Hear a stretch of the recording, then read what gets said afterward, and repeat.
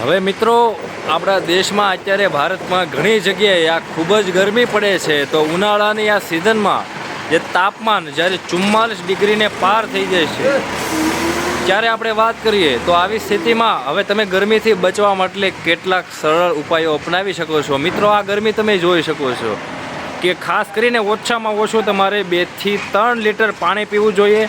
દિવસમાં તમારા આહારમાં પુષ્કળ ફળો અને શાકભાજીનું તમારે સેવન કરવાનું રહેશે। ગરમીથી બચવા અને હીટવેવથી બચવા માટે તમારે તમારા ઘરની બહાર ન નીકળો। જો તમારા ઘરમાં કુલર એસી ન હોય તો જાડા પડદા પણ તમે રાખી શકો છો। મિત્રો આમ કરીને ખુદને લૂથી તમે બચાવી શકો છો।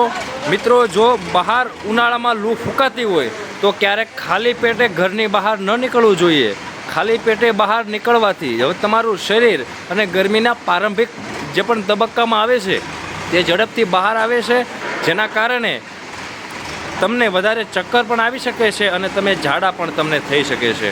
મિત્રો ગરમીથી બચવા ખાસ કરીને ઘરની અંદર રહો, વધારેમાં વધારે પાણી પીવો અને આ ગરમી તમે મિત્રો જોઈ શકો છો આ કાળઝાળ ગરમીમાં લોકો અત્યારે પાણીની શોધમાં છે।